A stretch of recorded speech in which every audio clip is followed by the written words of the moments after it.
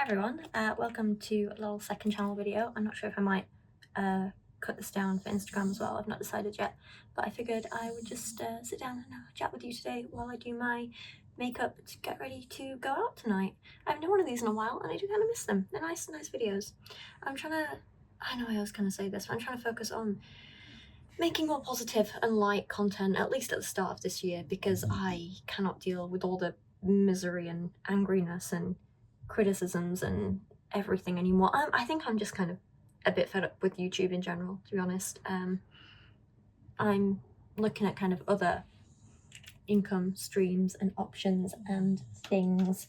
I always wanted to create and be creative, but I've never really enjoyed the fame side of YouTube, for want of a better word. The attention that comes with it all is not really something I enjoy, and I do find that I just feel like my creativity has been a little bit stifled recently, and I struggle with it, don't I, Coops? You want to come say hi? Hello, Grandpa Pig. Oh, look at the camera. Who's that? Who's that pretty girl? It's you. It's you. Hi, gorgeous one. You okay? Yeah, you good? You gonna help me with my makeup? Yeah, you're a good girl.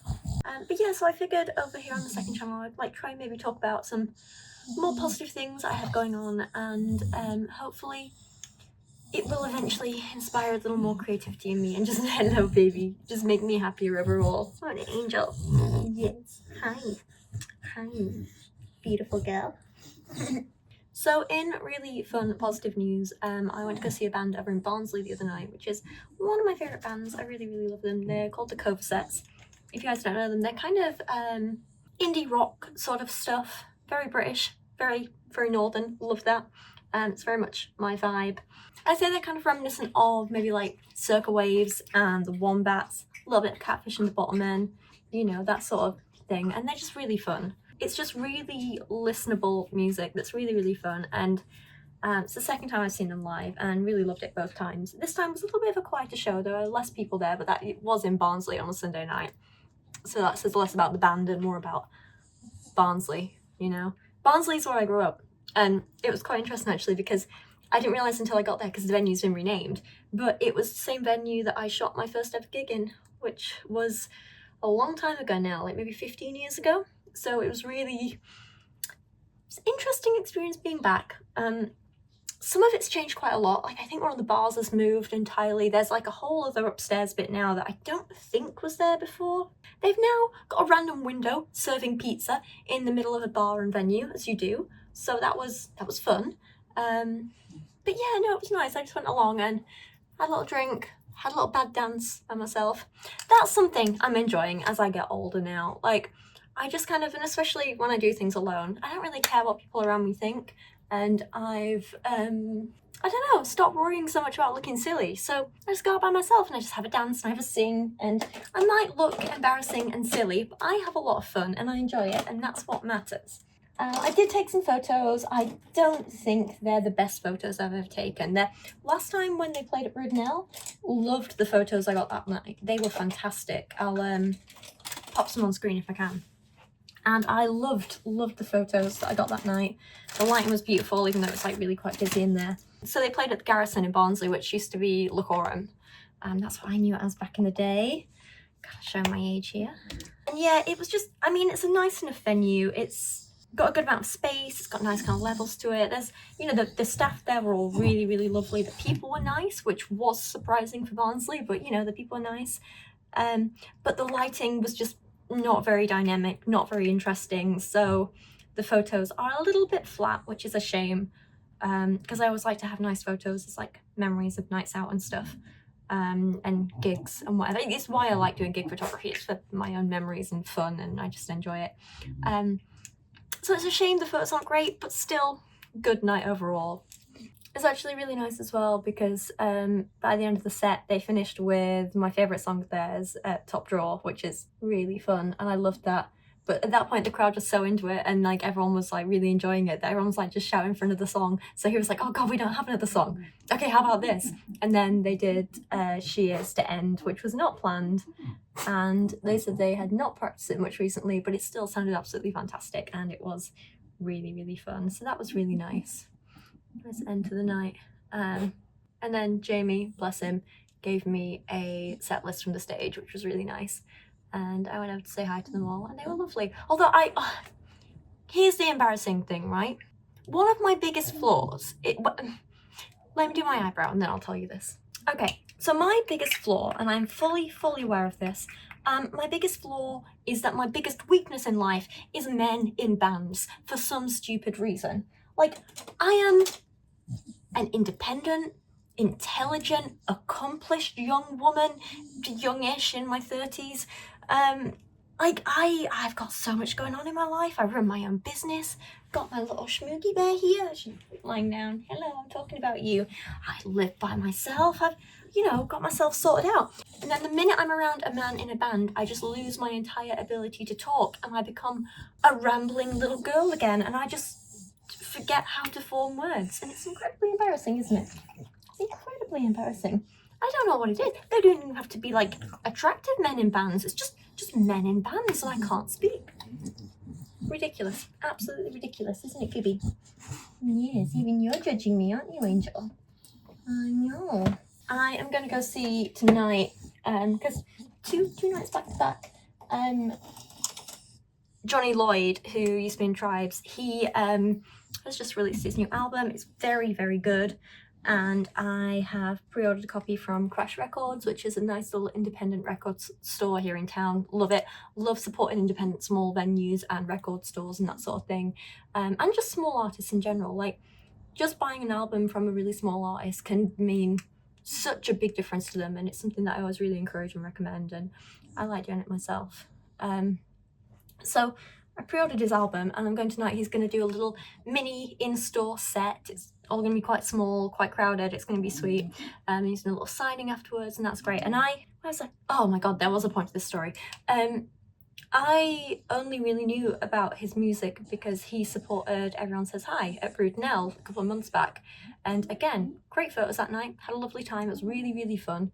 But again, when I'm around men in bands, I just forget how to speak. So it turns out I think he's a guitar player, I don't know, actually lives in my building. He's one of my neighbours, and I was like, oh, that's nice. He recognised me like before I recognised him. And he was like, yeah, you're Kyra's mum. And I was like, I am, how do you know? Anyway, he was lovely. So I got speaking to the band, and then I got speaking to Nick Hodgson, who used to be in Kaiser Chiefs, but now he's like the front guy and Everyone Says Hi. And he's incredible. And I have loved Nick's music since forever. Like, I remember being 14 or 15 maybe, and skiving off this like geography trip to, I think it was Wakefield of all places, to go buy the first Kaiser Chiefs album, and absolutely fell in love with it. And then a few years later, Nick started releasing his own solo stuff, absolutely fell in love with it. And then when I found Everyone Says Hi, absolutely fell in love with it. Then realised it was Nick behind it, and I was like, this makes sense why I like it so much. So my point is, I love his music, think he's great. So when I got a chance to chat with him, he's like, yeah, you're Tom's neighbour, hi, how's it going, blah, blah. And he like kind of had this vague idea of who I was. I was like, oh great, like maybe I can finally speak to him like as an equal and not trip over my words and not be an idiot. And in the end, I just ended up being like, and I just think you're a really beautiful man inside and out, and I love your music, and I just think it's beautiful, and you're beautiful, and thank you. And I was like, what's wrong with me? What the hell is wrong with, where is this word vomit coming from? Why do I turn into this like babbling teenage girl when I'm around men in bands? It makes no sense. Tell me, Phoebe, why do I do it? Why is your mother like this? Why am I like this? You're judging me. She's judging me. I don't blame her. And the thing is, like, I should be used to it by now. Like, most of my friends are musicians. I spent over half my life at this point photographing bands and musicians and working with them, and like half these people that I get tongue-tied around, I'm technically like bigger than online and like have a bigger following, and I've done similar things to them in terms of like the sizes of crowds we've performed to and stuff, and like, so I should I shouldn't feel so intimidated by them because I can hold my own around these people, ish. But I don't. I just turn into a blabbering mess. It's embarrassing, isn't it, Kubi? But all my embarrassing behaviour aside and fangirling and just being me, I do really enjoy live music, and I've had a really good, well, I had a really good night last night. I'm hopefully going to have a good night tonight, we'll see. And then on Thursday night, Everyone Says Hi are also doing a little show in, or at least what's just Nick and Tom, but they're doing a little show in Crash Records as well, so that's going to be really nice, I think. I hope. We'll see. So that's this week. This week is busy. But you're a grumble pig? Yeah. Why are you grumbling at, Angel? Come here. Come here. Excuse me. Come here, young lady. Come here. Good girl. Love you. Yeah, I feel like sometimes I don't talk about the happy stuff going on in my life enough, but there's so much cool stuff I've got to do. Like last year I saw so many great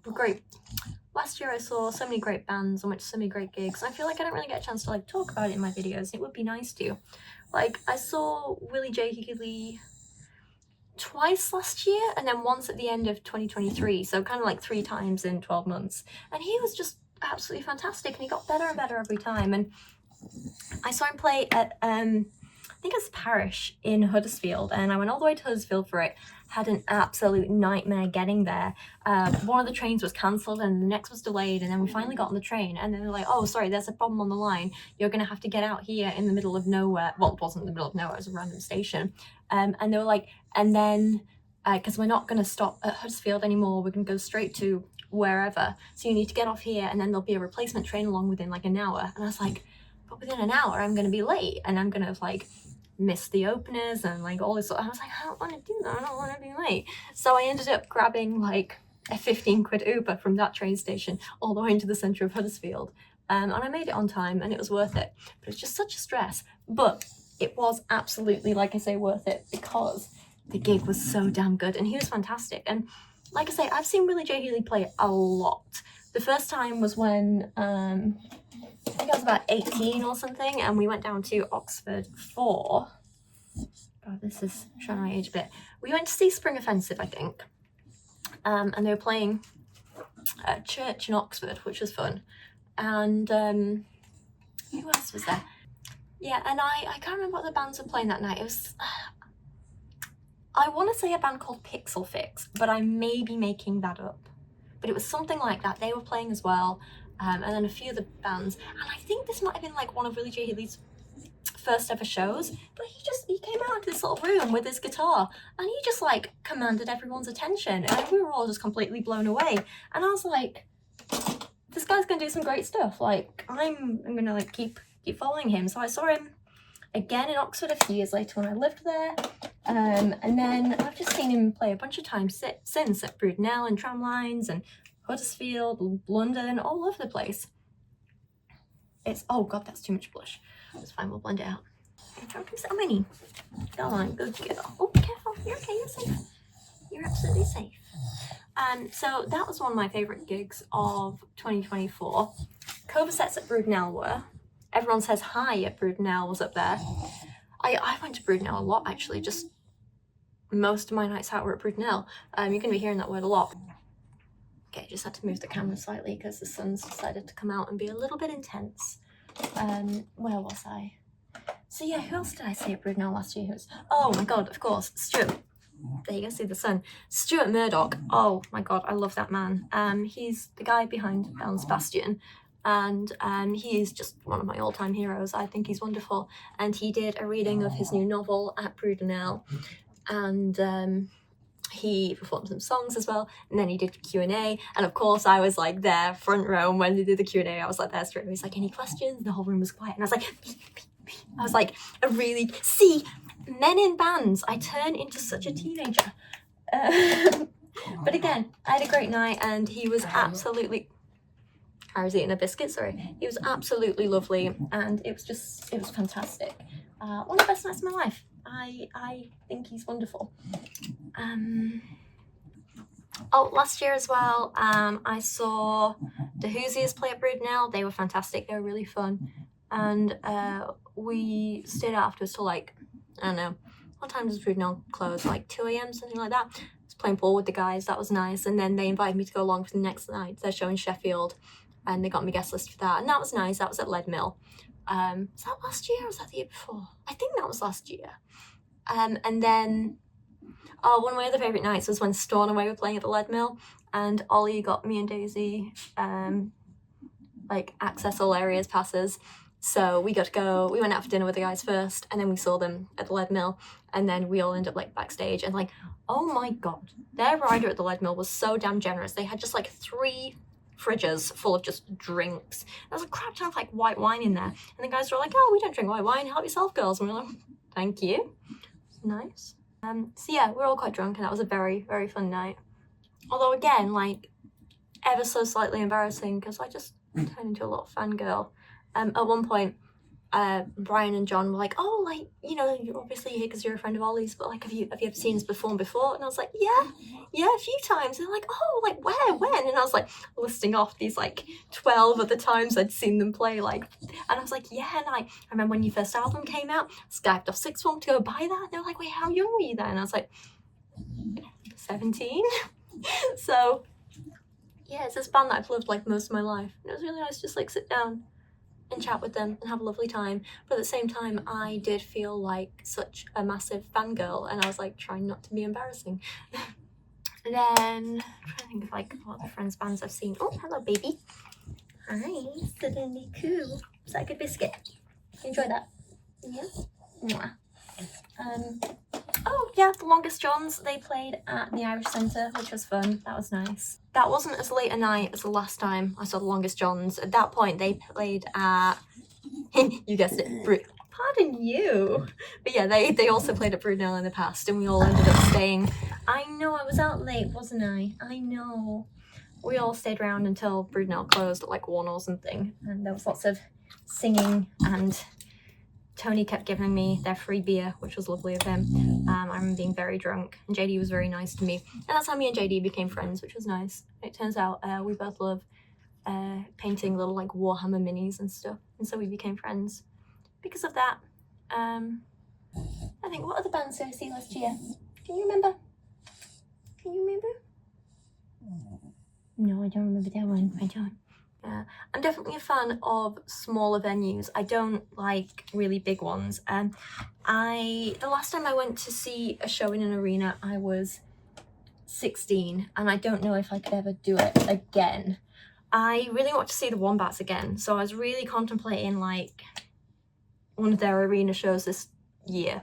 But then I was just like, I don't think I can actually do it. It just looks too terrifying and overwhelming. So it turns out they're also doing a bunch of like smaller little like record store shows and stuff like that, and they've got a small one in a little place called the Foundry in Sheffield, so I'm gonna go see them there instead, because it's like an album, well, not like an album launch, but like an album playing thing and signing. You know what I'm trying to say, words and stuff, God's sake, words are hard.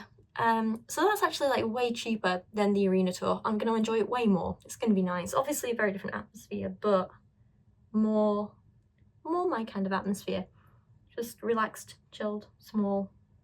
It's nice. Who else am I seeing this year? Oh, I'm going across to Manchester next week to see Ben Barnes. I am obsessed with Ben Barnes. I love that man. Physically, I think he's the most beautiful man I've ever seen, but he's also just really damn cool, and his music is so good. And what I kind of found out recently that I find really inspiring is he didn't start learning to play piano until he was 35, and now he's like, you know, literally touring around the world, and he's found something he loved doing, and he'd gone for it, and he didn't let, oh, it's too late or whatever, stop him. And I think that's really inspiring, because I've been taking singing lessons recently, and I'm enjoying it so much. Oh, baby, careful.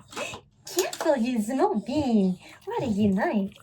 Yeah, but at first I was like, oh God, like, what if I'm strange girl. I was like, what if I'm too old? I'm not too old. Am I too old? And then I was just like, screw it. No, I'm gonna go do it anyway. And I'm so glad I have, because like I say, I'm enjoying it. I really love it. I'm not half as bad as I thought I was. I grew up thinking I was literally tone deaf, and it turns out, no, my pitching is actually pretty okay. One of my biggest things is just confidence and getting the breathing right and actually remembering to breathe. That's a big thing that I keep forgetting for some reason. But yeah, so I feel like if Ben can do that at 35, I can do it at 31 and really 32. Right? Right. Not that like I want to make a career out of singing like he has. I just mean I just like learning new things, and it's fun and I'm enjoying it. What else have we got coming up this year, baby? I'm going to tramline, so Pulp are playing. I've always wanted to see Pulp, and I've spoken to the organiser. I'm going to try and get maybe a photo pass. Well, he's going to try for me. He doesn't know if he can, because they don't normally give them to independent photographers, but he says because I've got a big following, it might be something they can arrange for me, or I don't know. He's going to see what he can do. It's not guaranteed, but if not, I'll at least be there in the crowd seeing Pulp, which is all I really want. And also Franz Ferdinand, who have also just released a fantastic new album. I'm seeing Sophia Ali, which is going to be exciting. That's also another quite big venue, bigger than I would normally like. Same for Ben Barnes in Manchester, that's what I was going to say. It's I would say maybe New City Hall in Manchester, I think. And I saw Sammy Ray and the Friends there. Love Sammy Ray. Didn't like the size of the venue, and I was like, nope, never again, not going there again. But then I was like, oh wait, for Ben Barnes, I'll do anything for Ben Barnes. So he's my exception. But yeah, so the other big one I'm going to is Sophia Ali, and that's in Sheffield. And I talked myself into being able to do that, even though again it's a big venue, because this one at least is all seated, so there's like an actual seating plan and you get a seat. And because I pre-ordered her album, because of course I did, because it's me and I love Sophia Ali and I want to be her when I grow up, you know, ignoring the fact I'm already an adult. Where was I going with this? Yeah, so I got like pre-sale for the tickets, and I was looking, I was like, okay, set my alarm in the morning. I was like, I'll see what I can do, and if I maybe get like first 10 rows or something, then I think it'll be really nice and worth it, and I'll go. And apparently I'm like just her keenest, biggest fan in the north, because I was looking at the Sheffield day and I've managed to get front row and centre, and like there's no better ticket really for the entirety of Sheffield. So that's me, her biggest northern fan apparently. And I'm very excited for that. It should be fantastic. So yeah, it's just nice, you know. I have got some really good things coming up this year, and I'm just trying to like keep remembering that and stop feeling so down all the time. Sometimes I feel like YouTube can get a little bit depressing. There's just so much negativity, and I don't know. It's hard because you try and make. Sorry, I've lost my hairbrush. I genuinely do not know where it is. I'll just use a comb, it's fine. Yeah, like, people are like, oh, well, you know, why don't you just make happier videos? I'm like, well, I would, but then no one watches them, and they don't get many views, and if they don't get views, then they don't make money, and if they don't make money, then I can't pay my rent and bills, and I need somewhere to live, and I genuinely can't keep putting that much time and effort into work that isn't paying the bills, because then how do I afford my home? You know, it's life, isn't it? But then the really dark stuff and the depressing stuff, like it gets to me and it really messes with my head. So I'm trying to make sure I find a balance, but it's tough. I've been doing more art stuff recently this year as well. I finally got back into painting, which is nice. I'm working on this little watercolor mushroom series at the minute, which is really fun, and I'm really enjoying that. Yeah, I have been working on a series of like digital art bookmarks that I'm gonna create as like little merch and hopefully sell in little packs and stuff. Like with the art stuff, I try and keep all the prices as low as possible, but it's always things like postage that cost way more than you expect them to, and yeah, it's tough. So I'm trying to make sure I'm pricing fairly, but also not literally losing money, you know, because yeah, I can't afford to lose money.